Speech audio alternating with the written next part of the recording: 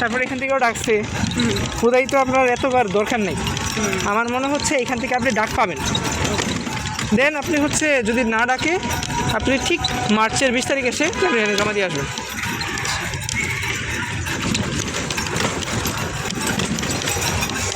কেন বলতেছে তাইলে হচ্ছে আপনার একটা ভালো উইল থাকলো, মানে দেখেন সাজিয়াপুর এখানে আপনার একটা নষ্ট হয়েছে না, ঢুকতে পারতেছেন না, এই কারণে বলতেছি আপনার একটু কষ্ট হবে, আবার আসতে হবে, কিন্তু আপনার ইয়াটা থাকলো, মানটা থাকলো যে না তারা আমাকে অফার করছে, আমি কিন্তু গেছি। এই কারণে আমি বললাম অফার করলেই মানে আমাকে মানে নিবে তো, নিবে ইনশাল্লাহ নিবে, আপনি টেনশন করেন না। এগুলোতে মানে মানুষ অনেক বেশি হাই ডিমান্ড করে, বুঝে না, দেখেন না 25,000, 30,000, 40,000 টাকা ডিমান্ড, এখন তো আপনার তো হইলেই হইল। সো আপনি আগেই তাদের আগেই দেখাবেন।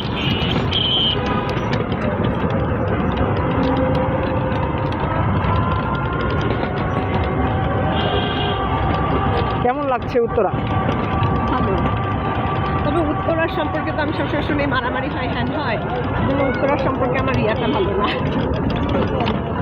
মানে ধারণা ভালো না। হ্যাঁ উত্তরে মারামারি হয়? কি বলেন?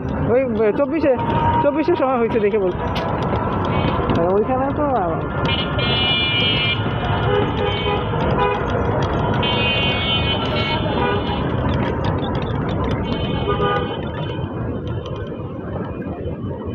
কি সুন্দর ছাগল। আবার এইটা না চিন্তা করে মানুষ যে আবার তানজিলাদের নাম বলতেও আমার কিন্তু ভয় লাগছে, কারণ দেবের রেবেলিয়াস, আর যে ওরা হচ্ছে রেবেলিয়াস পার্টি, আরেক রেবেলিয়াস পার্টির বাবা মজা।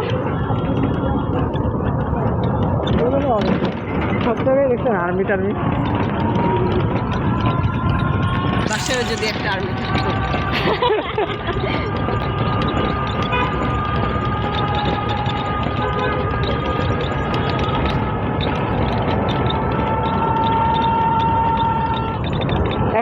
এখন তো একেবারে ডিরেক্ট চলে যাবেন ফার্মগেট।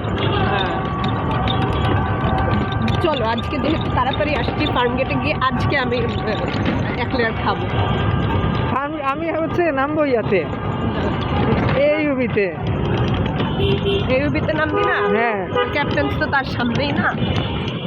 আপনি যে বলেন ফার্মগেটে যাবেন, তাই আপনি কি বলতেছেন?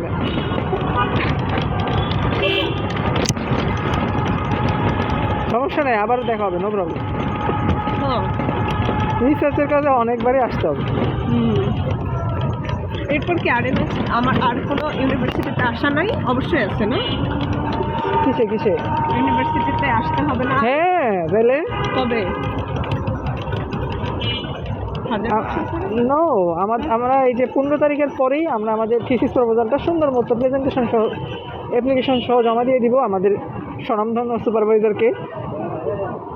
দেন হচ্ছে আমাদের রমজানের মধ্যে ইনশাল্লাহ আমাদের BCHIR কি জানি একটা মিটিং, ওইটাও কল করে দেবে।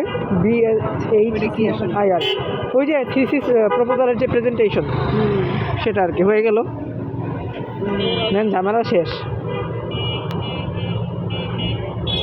দেন আমরা অফিসিয়ালি যুক্ত হয়ে গেলাম। আজকে ছেঁচড়ার কি আছে এখানে? ওদের আরও দেখেন আপনি, ওদের আরও উন্নয়ন করছেন। কীভাবে বলি? আমি বলি একটা পোস্ট ওদের খালি হয়েছে, সেটা তো আমরা জানি, তার মানে এটার জন্য অবশ্যই সার্কুলার ছাড়বে। তাহলে এখন তাদের কী করতে হবে বলেন? তাদেরকে হচ্ছে ওই বিডি জবসে টাকা দিয়ে অ্যাপ্লাই করতে হবে। তো ওই টাকাটা সেভ হয়ে যাচ্ছে, দেখতেছে ওরে বাবা রে, এত হাই সিজিপিওয়ালা একটা মেয়ে এখানে অ্যাপ্লাই করছে, ওয়াও এমআইএসটি, ওয়াও আবার এমএসসি করতেছে, তারপর সিজি হাই, ওরে বাবা, তো সেই সো এই ছেলে মানে মানুষকে তেল মারতে মারতে, তো এই কারণে হচ্ছে আপনার জন্য সুবিধা।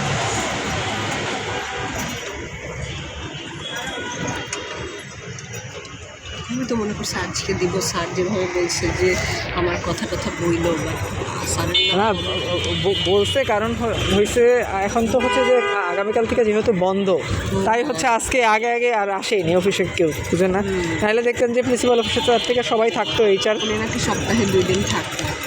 ওই তো দেন হচ্ছে মিলে গেলে দেখবেন যে হয়ে যেত। আমার মনে হয় আরও 2 দিন আসা লাগবে। সমস্যা নেই, এটা নিয়ে টেনশন করবেন। আরেকবার কেন? ওই যে চেয়ারম্যানের সাথে কথা বলতে, নাকি হুদাই একাই ডাকবে? ডাক দিবে, আপনি ইমেল করে রাখবেন, এটা ফরওয়ার্ড করে দিবে। একটা কভার লেটারও লাগবে। Cover letter? এটাই তো কভার লেটার। এটাই তো।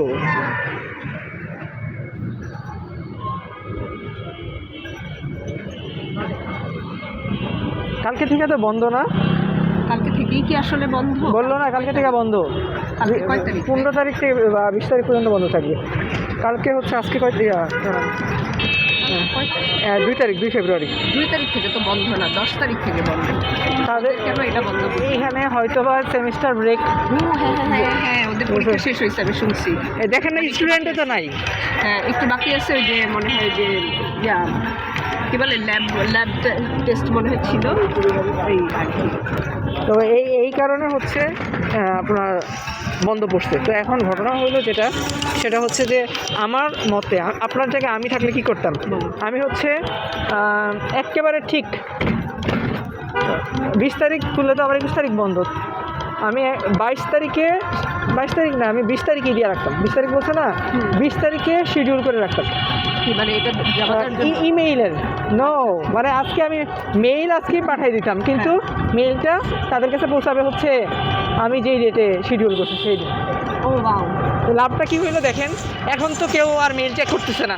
যখনই ওদের আরও অনেকগুলো মেইল আসবে, যখনই নিচে বলে যাবে, যখনই আপনারটা ওরা খুলবে ইনস্টিটিউশন, তখন পাঠাইলে আপনারটা আগে আসবে, পরে মনে হবে ও আচ্ছা এই মেয়ে তো পাঠাইছিল, ফরওয়ার্ড করতে হবে। ও হ্যাঁ, তাই তো, বুঝছেন? তো একটু ট্রিকি করতে হবে। আর এর মধ্যে হচ্ছে আপনি আপনার মাইসেলফটা আপনি যেভাবে আমরা সাজাতে চাচ্ছি আর কি, 2022-এ গ্র্যাজুয়েশন, 23-এ ওটার কাহিনিটা একেবারে সুন্দর মতো। ওকে, এখনো উত্তরা দেখছেন অবস্থা, এখন তো কিন্তু আধুনিক হয়ে গেছে, অনেক আধুনিক, তাই না? উত্তরাতে তো আমি শুনছি সব বড়লোক মানুষজন থাকে, এবং আমি যে উত্তরার গলি দিয়ে একবার গেছিলাম, একবারই 1-2 বার, দেখি যে মানে বাসাগুলো এত সুন্দর, বের হয়ে মানুষজন খেলতেছে, ওই যে শীতকাল ছিল, খেলতেছে ব্যাডমিন্টন। আর ওই কী বলে, এগুলো বাসাই হয়তো বা কোনো একটা জিয়াদ ছেলে।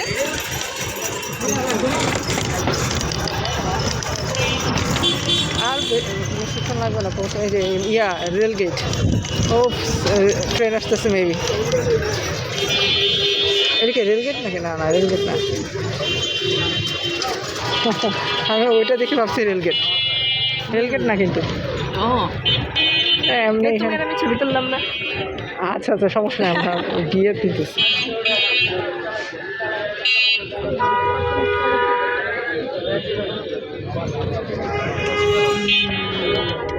তাহলে তো আমার মা যদি আজকে চায়, আমার মা তো আজকেই যাইতে পারে ওই বাসায়, কিন্তু আমার আম্মার তো সব কিছু শিডিউল লাগে, তো আমি বেশি না, আমি পৌঁছাই যাবেন, গিয়েও ঘুরতে পারবেন, তাই না? কিন্তু এটা তো এর জন্যই তো আমি সামটাইমস বলি আমি জামাই চাই। 3টার মধ্যেই পৌঁছাই যাবে বাসায়। 3:15 এরকম আছে, 3টা না 3:15 মতো, যেহেতু কয় মিনিট লেগেছিল ওই দিন ফার্মগেট থেকে? বেশিক্ষণ না, 15-20 মিনিট।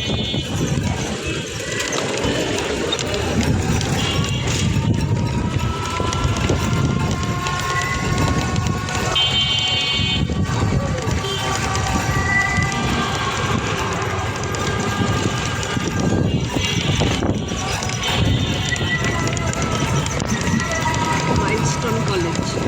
কোনটা? ওয়ার আরে আমি ভাবলাম যে মানে কোথায়, এখানে মাইলস্টোন কলেজের নাম অনেক শুনেছি, দেখি নাই, ভাবলাম ভিডিও করে রাখি একটা। এটা আরেকটা পশ কলেজ, ধনী মানুষজন পড়ে। আমার ভাইয়ের ভাই করে, ভাইয়ের ভাই মানে হচ্ছে আমার কাজিনের কাজিন পড়ে আর কি।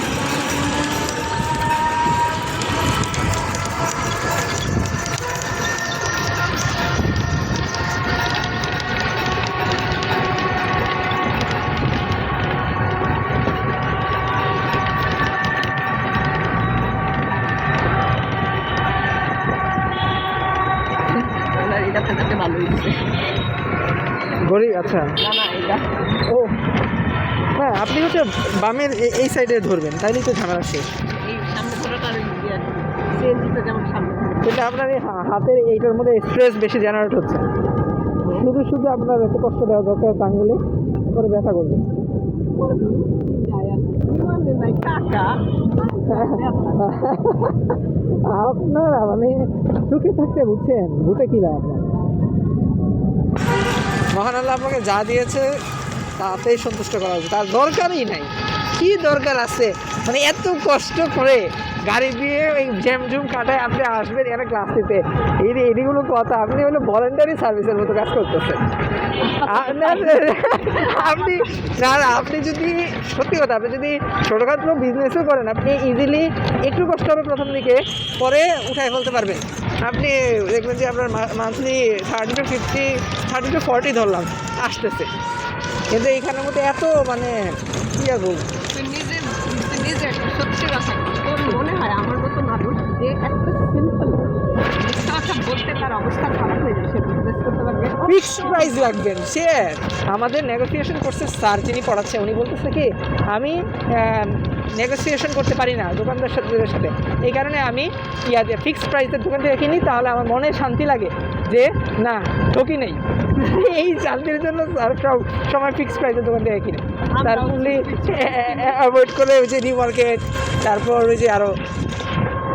তো আপনি হচ্ছে ওরকম ফিক্সড প্রাইস দিয়ে রাখবেন, সমস্যা কি?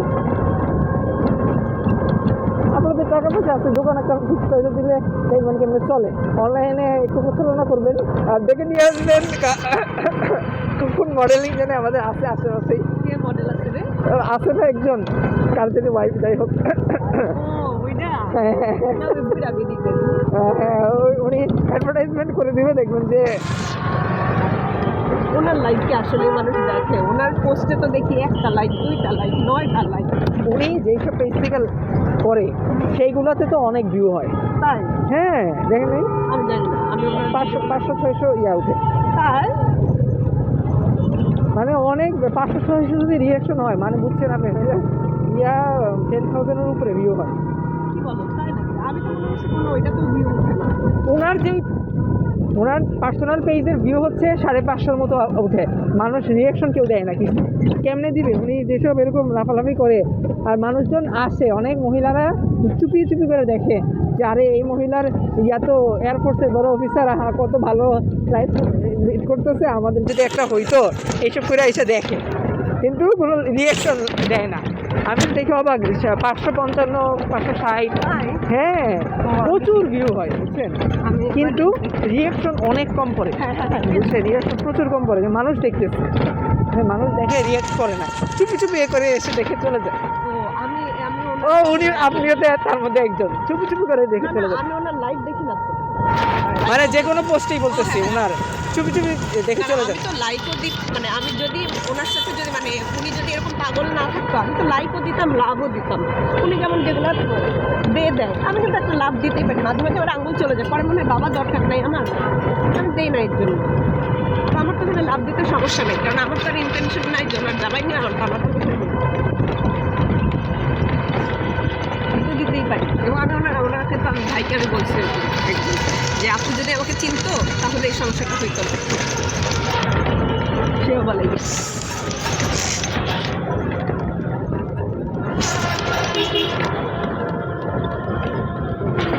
তুলনামূলক কিন্তু ঠান্ডা আছে এই এরিয়াতে, তাই না? একটু ওই যে গাছপালা বেশি, আর আশেপাশে পানিও আছে, ওই সাইডে খাল আছে, লেক আছে। হ্যাঁ, এই যে দেখো না খাবার করে রাখছে, কিন্তু গ্রামীণ গ্রামীণ পরিবেশ। আমি এটাই বলতে চাচ্ছিলাম যে চুয়াডাঙ্গা এরকম লাগে তো দেখতে। হ্যাঁ, অ্যাকচুয়াল ঢাকার যেটা, সেটার মধ্যে দেখবেন যে কোনো কিছুই অবশিষ্ট নাই। এতটুকু এরকম কিন্তু রাখতেই পারে, আর গাছগুলো অনেক আগের কিন্তু।